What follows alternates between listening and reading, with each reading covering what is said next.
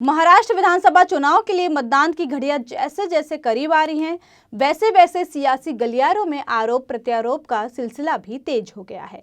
महाराष्ट्र के मुख्यमंत्री एकनाथ शिंदे हो, डिप्टी सीएम देवेंद्र फडणवीस हो या हो अजीत पवार, राजनेताओं का एक दूसरे पर वार पलटवार जारी है। इसी बीच मनसे प्रमुख राज ठाकरे एक बार फिर सुर्खियों में आ गए हैं। दरअसल राज ठाकरे ने अपने विधायक राजू पाटिल की प्रचार सभा को संबोधित करने के दौरान बयान दिया।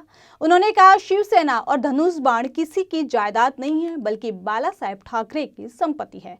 वहीं अब राज ठाकरे के इस बयान से हलचल तेज हो गई है। आपको बता दें कि शरद पवार गुट के नेता जितेंद्र आव्हान ने एक समारोह के दौरान एनसीपी प्रमुख अजित पवार पर जमकर निशाना साधा। कहा कि अगर अजित पवार में हिम्मत होती तो वह अपनी पार्टी खड़ी करते, लेकिन उन्होंने तो अपने चाचा शरद पवार की पार्टी ही चोरी कर ली। जितेंद्र आव्हान ने कहा कि जनता को सारी असलियत पता है। उन्होंने सवाल किया कि एनसीपी किसकी पार्टी थी, शरद पवार की, लेकिन अजित पवार ने धक्का देकर उन्हें बाहर कर दिया।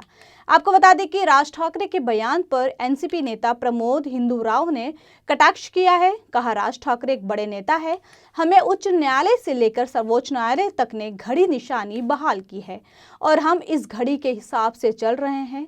सुनिए इसके अलावा उन्होंने क्या कुछ कहा है। राष्ट्रवादी कांग्रेस पार्टी महाराष्ट्रवादी घोषणा पत्र यहाँ अजीत दादा की ओर से प्रसिद्ध किया गया पूरा महाराष्ट्र में। मैं इतना ही बोलना चाहता हूँ कि आने वाले दिनों में 20 तारीख को होने वाले चुनाव में हमारा सब लोग चुन के आने वाले हैं। हमारे लाडले मुख्यमंत्री आदरणीय एकनाथ शिंदे साहब, हमारे लाडले नेता आदरणीय अजीत दादा पवार, हमारे दूसरे नेता उप मुख्यमंत्री देवेंद्र फडणवीस साहब, ये मिलजुल के अच्छी तरह से काम कर रहे हैं। और महाराष्ट्र में सबसे ज़्यादा जोर से, हिम्मत से, ताकत से राष्ट्रवादी महायुति और बीजेपी और सेना जोर से आने वाली है। और आने वाले दिनों में जो जो प्रपोजल दिया, 12-13 सब्जेक्ट है अजीत दादा पवार ने आज डिक्लेयर किया, उसमें से महिला का, मेरी लाडली बहन है, उनके लिए जो योजना थी 1500 रुपया उनको देना था मानधन, 1500 के जगह पे 1500 के ऊपर 2100 करने का वादा उन्होंने दिया है। वादा निभाने वाला दादा है। दादा अच्छी तरह से कामयाबी से सक्सेस हो जाएंगे, ऐसा मुझे विश्वास है। दूसरी बात, किसान के लिए 30% जो अपनी इलेक्ट्रिसिटी है उसके लिए सब्सिडी मिलने वाली है। दूसरी बात, 25 लाख महिला के लिए पुलिस डिपार्टमेंट में भर्ती होने जा रही है।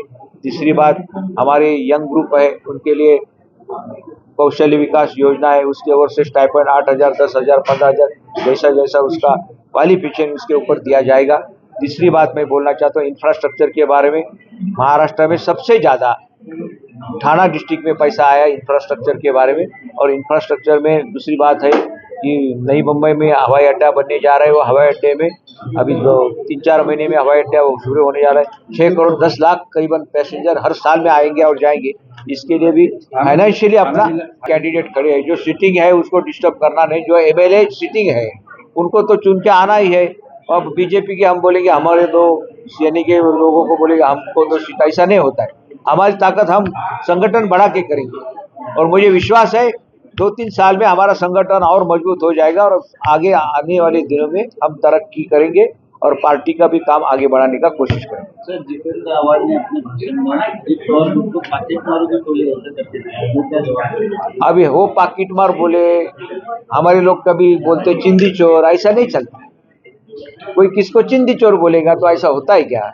वो चलता है। राजनीति में इतना ध्यान देने की जरूरत नहीं है। राज ठाकरेंची सभा झाली त्यावेळेस त्यांनी असं सांगितलं की राज ठाकरे बड़े नेता है, उनके बारे में मैं ज़्यादा बोलना नहीं चाहता हूँ। मैं इतना ही बोलना चाहता हूँ कि हमारी जो निशानी है घड़ी, वो घड़ी की ओर ध्यान देना हमारा फर्ज है। सुप्रीम कोर्ट से हाई कोर्ट सब जगह से हमारा घड़ी को क्लियरिटी मिल रही है और घड़ी सही है और घड़ी के हिसाब से हम टाइम पे चलने वाले लोग हैं।